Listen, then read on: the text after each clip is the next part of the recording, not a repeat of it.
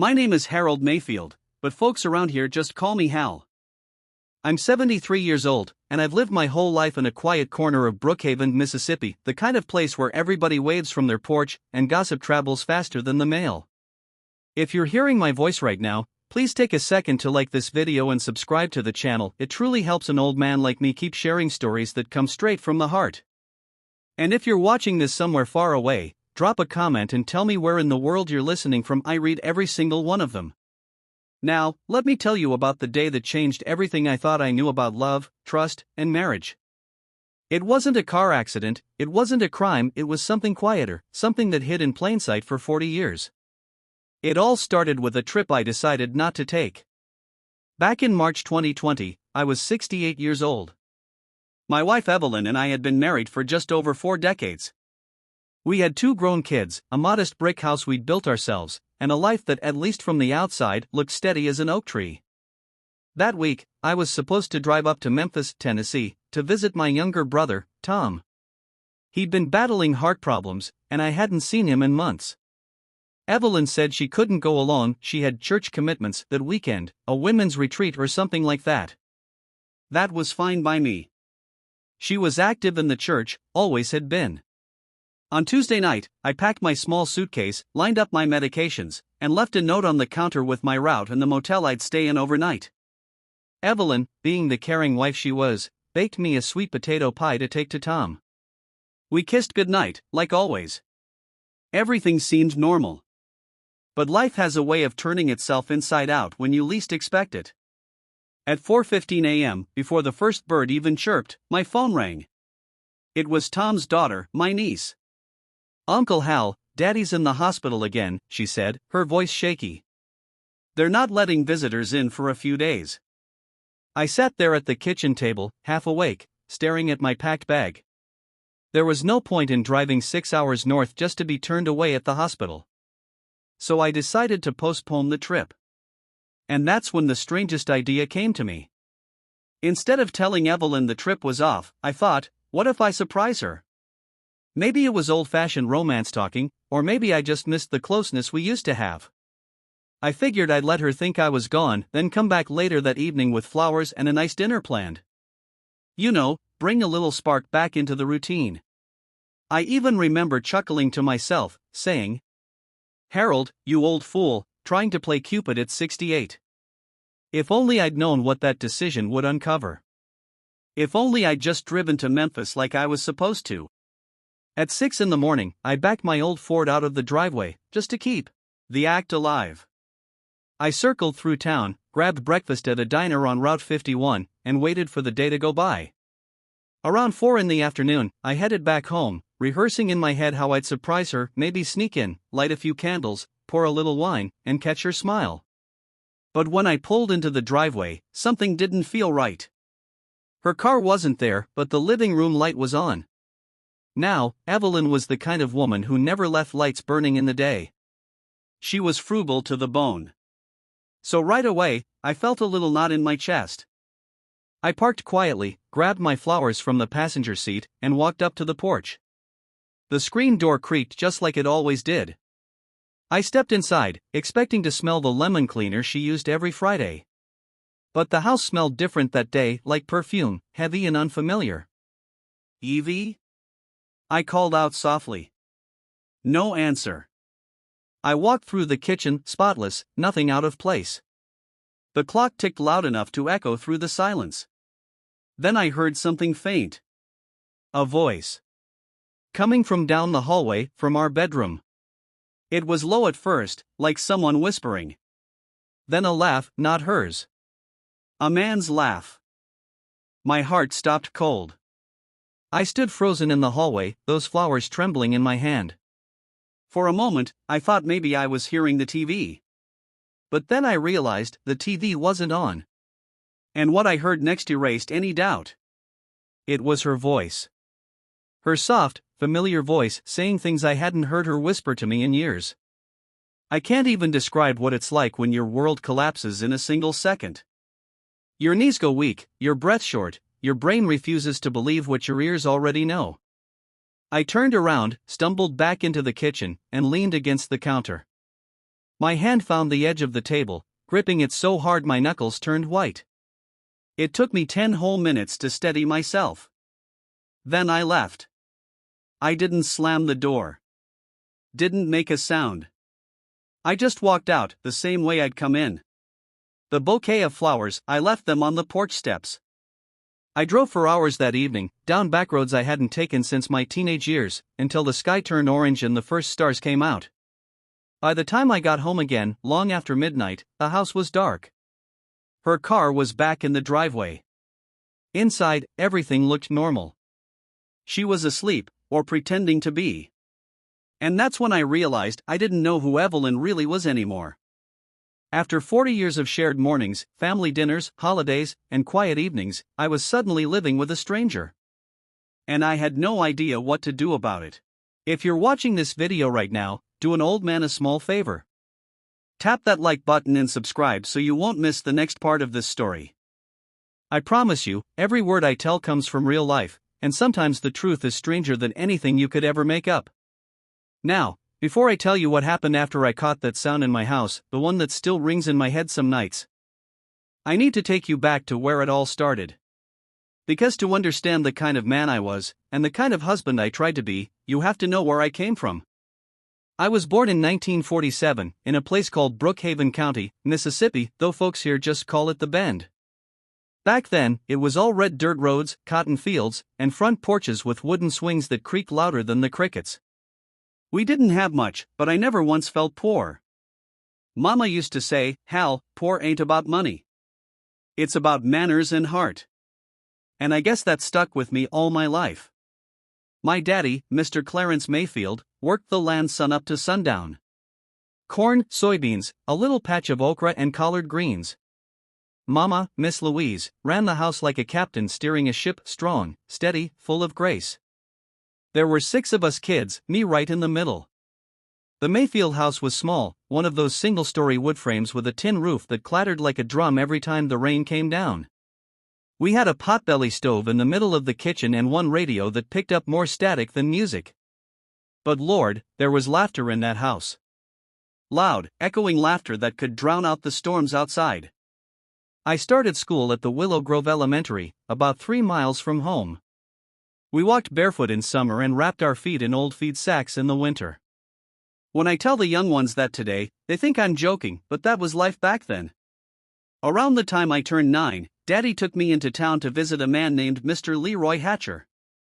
He owned a small machine and metal shop, fixing everything from tractor gears to porch railings. The smell of hot iron and oil hit me the moment we stepped inside, and I'll never forget it. That deep, smoky scent that burned its way into my memory. Mr. Hatcher was a big man, hands rough like sandpaper, but gentle when he worked. He was pounding a piece of steel flat on the anvil when I first saw him, sparks flying like stars. I remember staring, wide-eyed, and saying, "Daddy, that looks like fire dancing."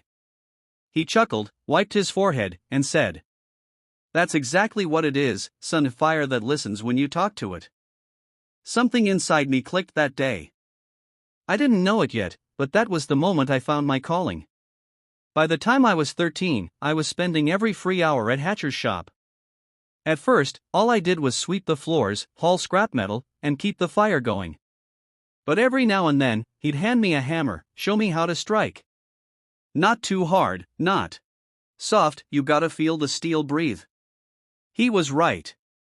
Steel has a rhythm. You can hear it if you listen close enough. A sound halfway between a heartbeat and thunder. When the other kids were running around town on bicycles, I was in that dimly lit workshop learning to shape the unshapeable. Mr. Hatcher didn't have sons, only 2 daughters. And I think he saw something in me he wanted to pass on. By the time I turned 16, he told me, "Hal, you ain't my helper anymore. You're my right hand." That was one of the proudest moments of my young life. Now, don't get me wrong, it wasn't all hammers and heat. We had fun back then too.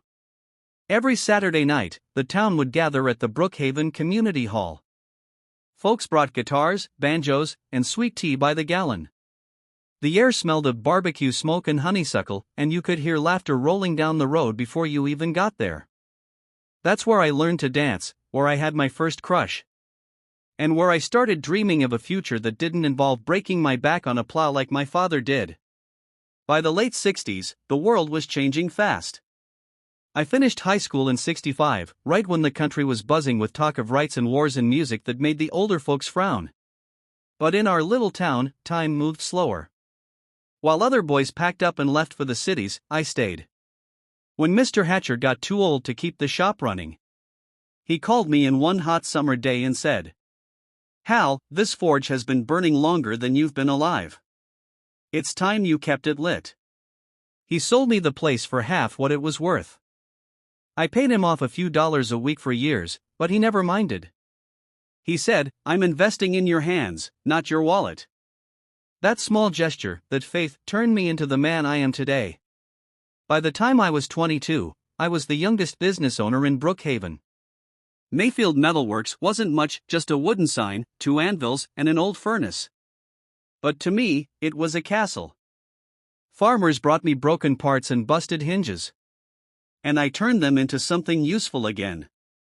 Sometimes I'd work till midnight, the orange glow of the forge shining through the shop window like a lantern for lost souls. And somewhere in those long, sweaty nights, I learned the quiet kind of satisfaction that comes from creating something solid. Something that outlasts you. Then came 1971, the year everything started shifting. The shop was doing steady business. I'd saved up enough to fix my daddy's old truck. And for the first time, I had a little money to my name. That's also the year I met Evelyn Pierce. It was early spring, the dogwoods were blooming, and the air smelled of rain. She walked into my shop carrying a broken school bell. Said she was the new teacher at Willow Creek Elementary and needed it fixed before class on Monday. She had a calm voice, soft but confident, and eyes the color of strong coffee. "Can you fix it, Mr. Mayfield?" she asked. And I, standing there covered in soot and grease, said, "Ma'am, if it's made of metal, I can bring it back to life." She smiled, Lord, that smile. It wasn't big or flashy, but it was the kind that stayed in your head long after she walked away. I fixed that bell before the day was over. When she came back to pick it up, I told her it was on the house. On one condition. You join me for a cup of coffee at the diner across the street. She hesitated, but that same smile returned. And that was how it began. You see, back then, life was simple but real. No cell phones, no constant noise. When you cared for someone, you showed it by being present. And from that first cup of coffee, Evelyn and I were present for each other every single day. Or so I thought. She told me about Memphis, where she grew up. About her dreams of teaching, of helping kids believe they could rise above small-town limits. I told her about my forge, how I wanted to build something lasting, something my family could be proud of. We were two dreamers building bridges between our worlds. A year later, we were inseparable. By 1973, I asked her to marry me right under the oak tree outside the shop. I was 25, she was 23. The whole town showed up at the wedding. Simple, joyful, filled with laughter and barbecue smoke, the southern kind of happiness you can't buy with money. If I close my eyes, I can still hear the clinking of mason jars. The sound of our first dance under the string lights. The promise we made that day. To grow old together, honest and true. Funny thing about promises. They're made in sunshine and tested in storm. And I didn't know it then. But that storm would take almost 40 years to arrive. Because behind that kind smile and steady voice I fell in love with. Evelyn Pierce, now Evelyn Mayfield, was already keeping secrets deeper than I could imagine. After Evelyn and I got married in 1973, we didn't have much. But we had each other, and in those days, that was enough. We rented a one-room apartment above the old hardware store in town. The place smelled of sawdust and oil, and every time the train passed, the windows rattled like old bones.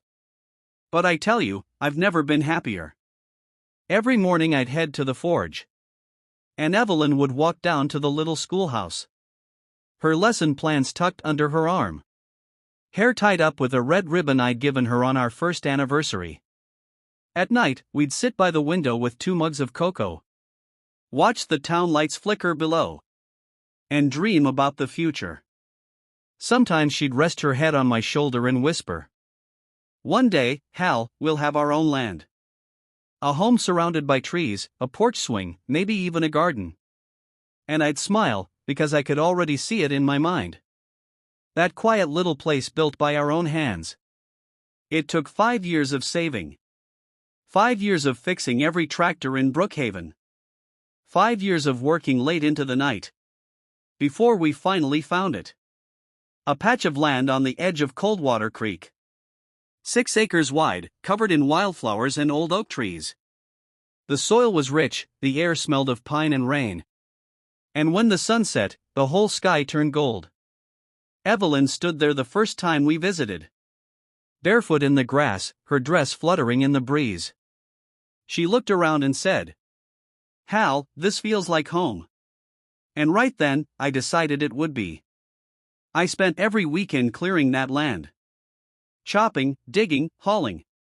With nothing but an axe, a shovel, and a stubborn heart. Evelyn would bring me sandwiches and sweet tea in mason jars.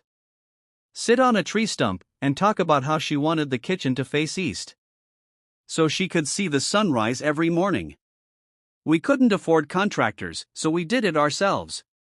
Every board, every nail, every window.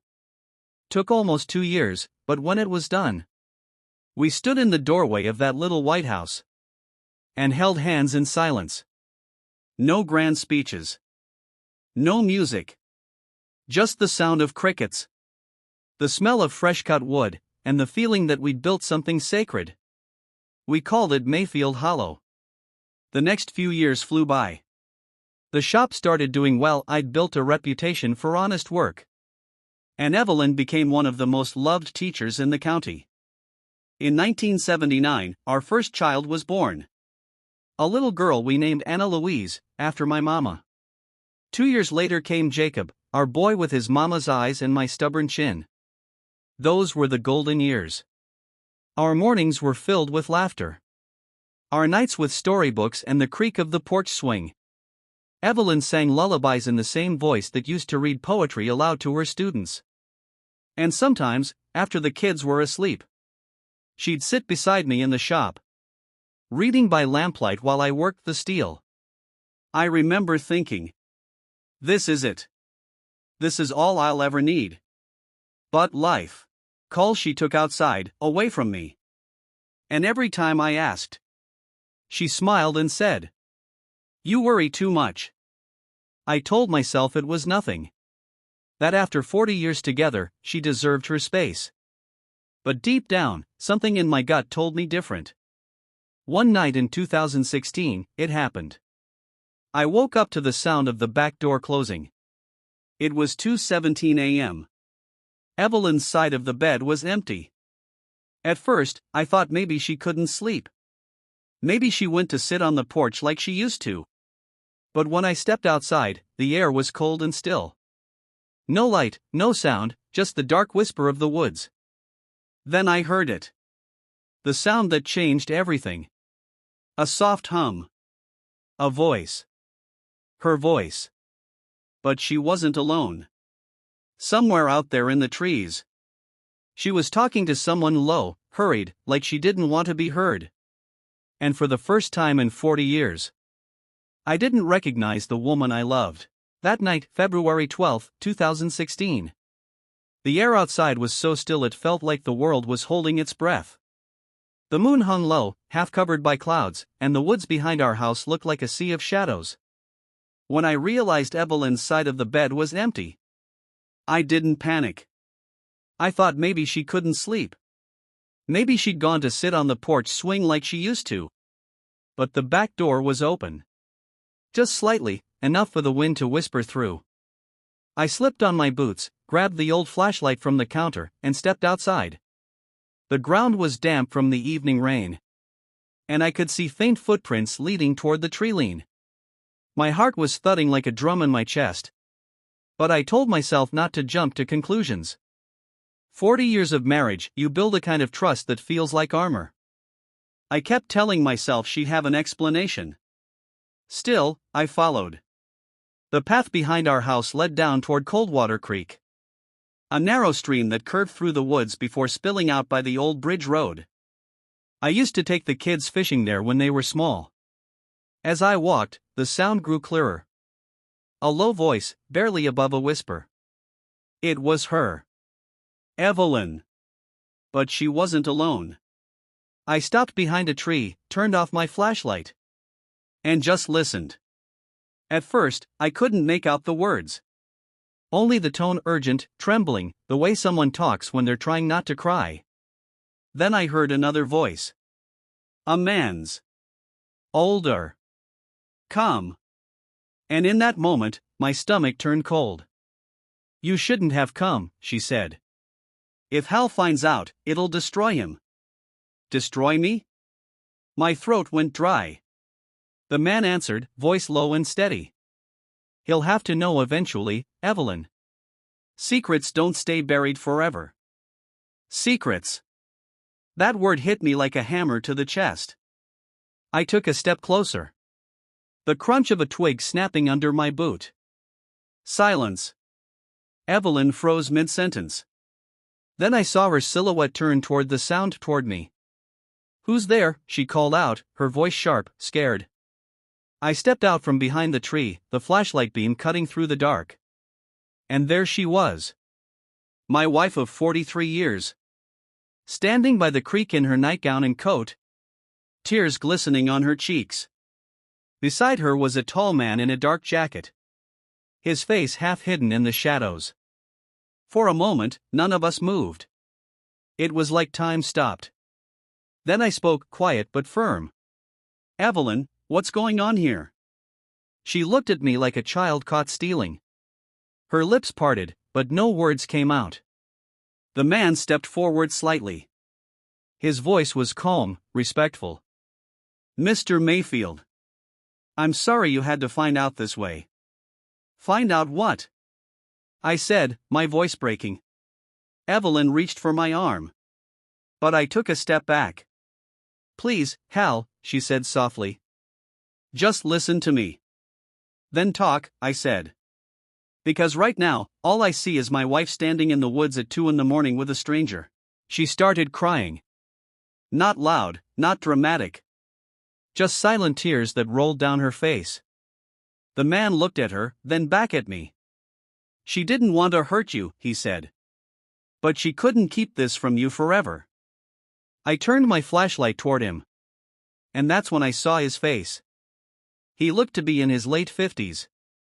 Gray hair, deep eyes. Something familiar about him, but I couldn't place it. Then Evelyn whispered. Hal, this is David Pierce. I blinked. Pierce. Her maiden name. My brother, she said, barely above a whisper. I stared at them both, confused. Your brother? I said. Evelyn, your brother died before I even met you. She shook her head slowly. That's what I told everyone. That's what I had to say. The woods went quiet again. Just the sound of the creek moving over stones. I felt the ground shift beneath me. Why? I asked. Why would you lie about that? She looked at David. Then back at me. Because he didn't just disappear, Hal. He went to prison. The words hit like lightning. Prison? For what? David stepped forward, voice heavy. For something I didn't do. Evelyn cut him off. Her voice trembling. It was a mistake, a terrible mistake from when we were young. I spent my whole life trying to fix it. To make it right. I just stood there. Heart pounding. Trying to piece together a puzzle I didn't even know existed. All these years, I said quietly, you've been meeting him out here? Sneaking around behind my back? Not sneaking, she whispered. Protecting. That word again, protecting. It made me feel sick. Protecting what, Evelyn? Our marriage? Your secret? Or your guilt? She flinched like I'd struck her. Then she said something that froze me completely. Hal, the money I told you came from my teaching pension, it didn't. I'd been sending half of it to David for years. The world tilted sideways. 40 years of trust, of saving, of scraping by together. And she'd been sending money to a man I didn't even know existed. You lied to me, I whispered. I had to, she said. If anyone found out, they'd have taken everything. His name. My job. The kids' lives. So you built our marriage on a lie? She took a step forward, reaching for my hand. No, Hal. I built it on love. But I carried this secret so long, it started to carry me instead. I turned away, staring at the black water of the creek. The moonlight shimmered on its surface like a blade. For the first time in my life, I didn't know what to say to her. The woman I loved had lived two lives. One with me, and one hidden in the shadows of those woods. I thought of every sleepless night, every trip she took, every smile that never quite reached her eyes. And it all started to make sense. In the worst possible way. David stepped closer, voice soft. She didn't do it to hurt you, Mr. Mayfield. She did it because she believed she could fix what life broke. I didn't answer him. I just looked at Evelyn. And for the first time, I realized how much older she looked. How heavy her face seemed under the weight of years of silence. Finally, I said quietly, "You should have trusted me." She nodded, tears falling again. I know. But if I had, you might have walked away. I looked her in the eye. Maybe. Or maybe I would have stayed. But now we'll never know. We stood there for what felt like forever. The creek gurgled softly between us. David looked down, hands in his coat pockets. Finally, Evelyn whispered, "Hal, please come inside. Let me tell you everything." I didn't move. I couldn't. After 43 years of marriage, I realized I didn't even know who I'd been sleeping next to all this time. When I finally spoke, my voice was barely a whisper. "Go on ahead, Evelyn. I'll catch up." She hesitated. Then slowly turned and walked back toward the house.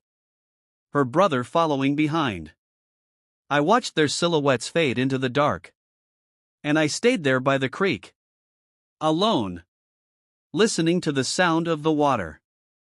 And wondering how a love so strong could hide so many secrets. If you're still watching this far, thank you. This part of the story hurt to tell. But it's not the end. Not even close. Because what I found the next morning, buried in an old wooden box inside our attic, made me question everything I thought I knew about my wife, my family, and myself. The sun rose slow over Willow Bend, turning the mist into gold. But inside our house, it felt like winter. Evelyn didn't say a word as she made coffee. I didn't either. We just sat there, two ghosts pretending to live. I couldn't stop thinking about what she said. How she'd lied to protect him. How she'd sent him money all those years. How every moment I thought was truth had another layer underneath. But I wasn't ready to listen yet. Sometimes silence feels safer than truth. When she left for church that morning, said she needed to pray, I finally went upstairs to the attic. Something inside me said, "Go look." Not out of revenge, but out of a need to understand. Our attic wasn't anything fancy. Just old wooden beams, a dusty trunk, and the smell of cedar and mothballs. I pulled the chain for the light bulb. And the glow fell on boxes that hadn't been touched in decades. I started opening them one by one. Old Christmas decorations. Our kids' baby clothes.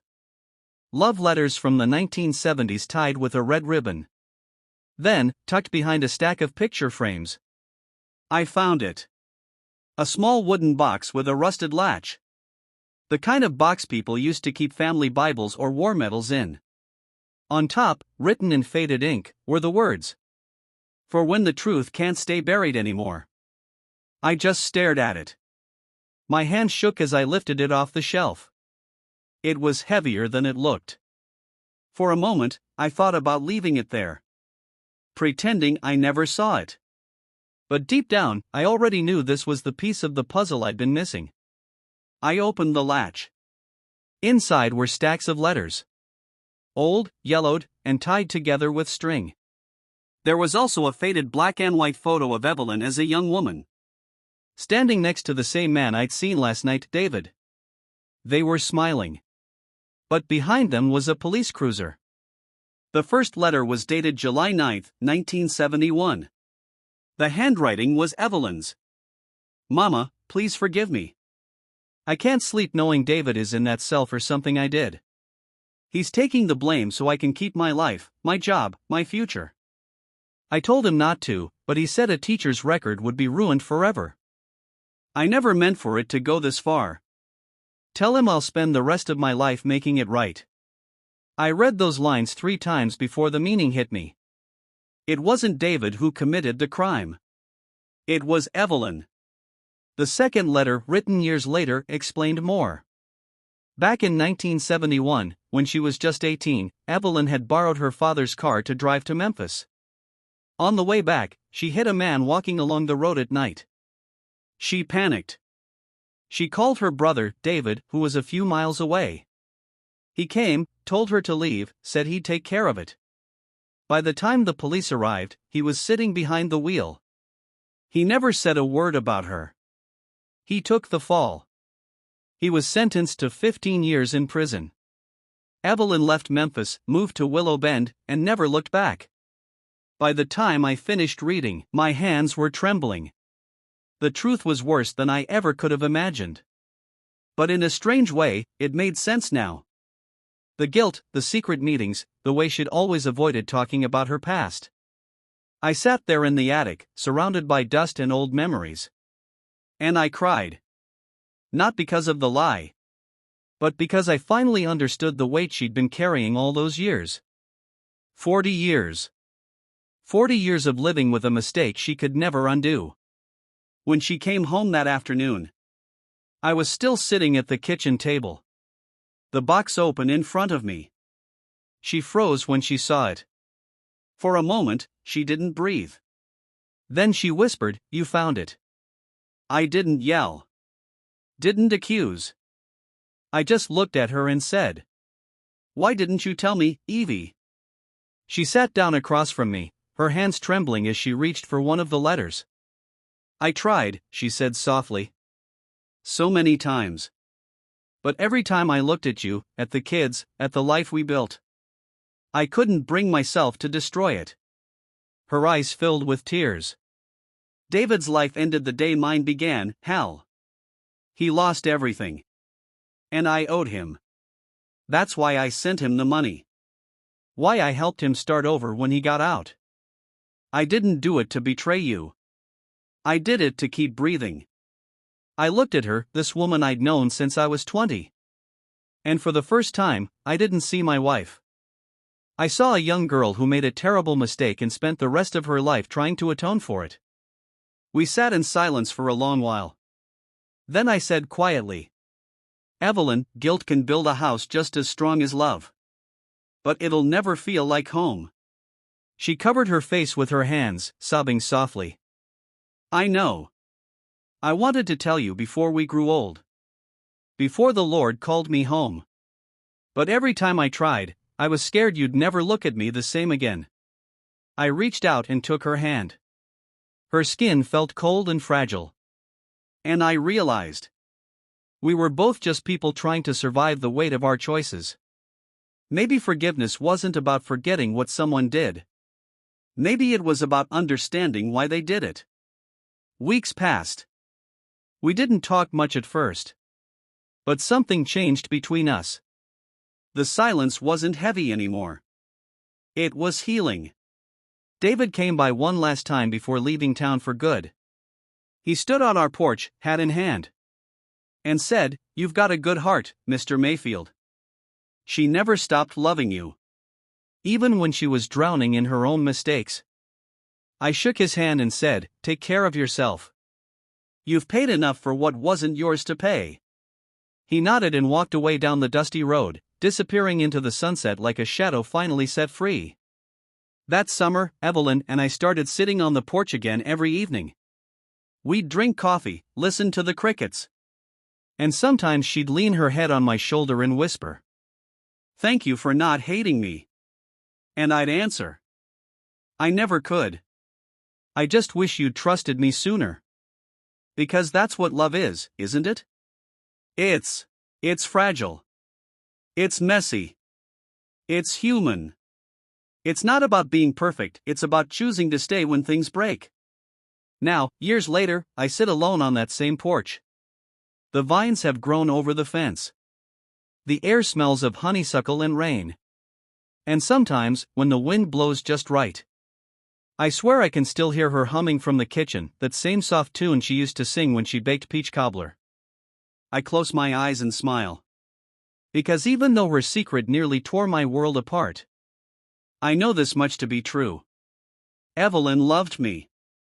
And maybe, in her own way, that was her redemption. If you're still watching, thank you. I mean that. Life teaches you things no book ever will. That sometimes the people who hurt us the most are the same ones who've been hurting inside all along. So now I want to ask you, my friend watching this from somewhere in the world.